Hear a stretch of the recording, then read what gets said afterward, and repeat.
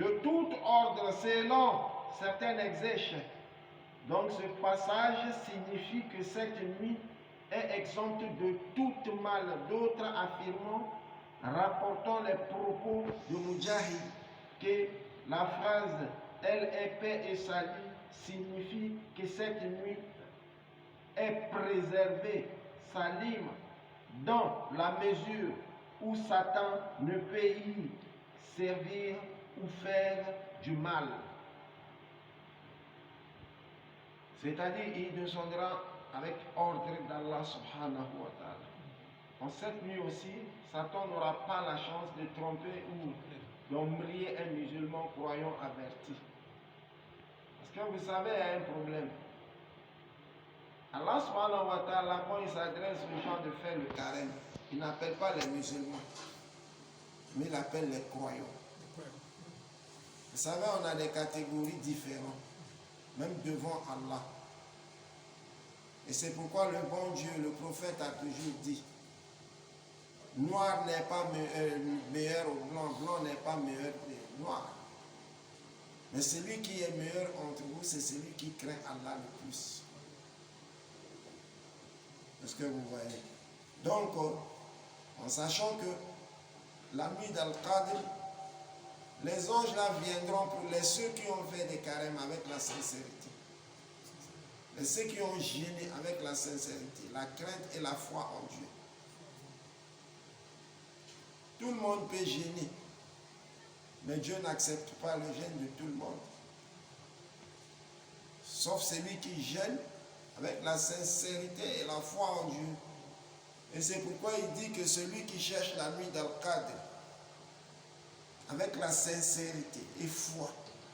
Mais il pouvait dire que tout musulman qui va chercher la nuit d'Al-Qadr, il va gagner le bénéfice de Laylat al-Qadr. Il sera pardonné. Mais pourquoi le prophète n'a pas dit ça? Il a dit, c'est lui qui cherche la nuit d'Al-Qadr avec sincérité et foi.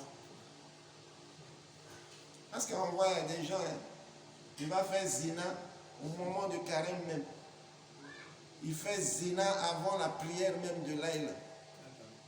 Après, il se dit que non, bon, mais Allah est Rafour Rahim. Après, là, je vais demander pardon. Comme on cherche la nuit dans le cadre, là, le bon Dieu va nous pardonner. Tu vois, non?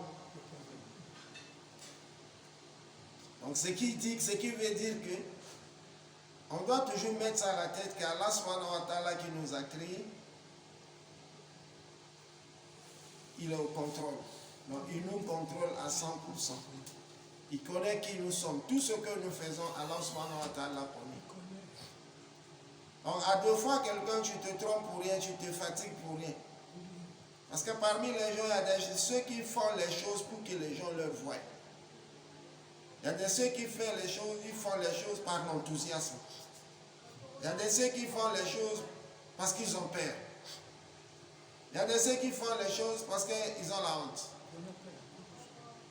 Quelqu'un qui a la pudeur, il dit, bon, mais si je ne fais pas le carême là, les gens vont dire que non, je suis un fainéant. Mais sinon, je ne veux pas faire.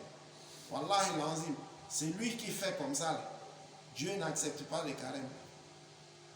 Dieu n'accepte pas son jeûne. Et c'est pourquoi l'Amir al-Mu'minin, Umar bin al-Khattab, a toujours dit aux musulmans, comme le prophète avait dit, les actes ne valent que par leurs intentions. Les actes ne valent que par leurs intentions. Si l'intention est claire et saine, Allah subhanahu wa ta'ala accepte. Mais si l'intention n'est pas bien, Dieu n'a pas besoin de ça. Allah se suffit de lui-même. Donc maintenant, on continue. C'est-à-dire que les anges descendront là sur tout ordre.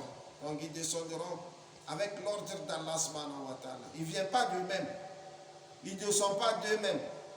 Mais ils descendent par l'ordre d'Allah. Aujourd'hui, c'est la nuit du destin. Donc je vous recommande de descendre.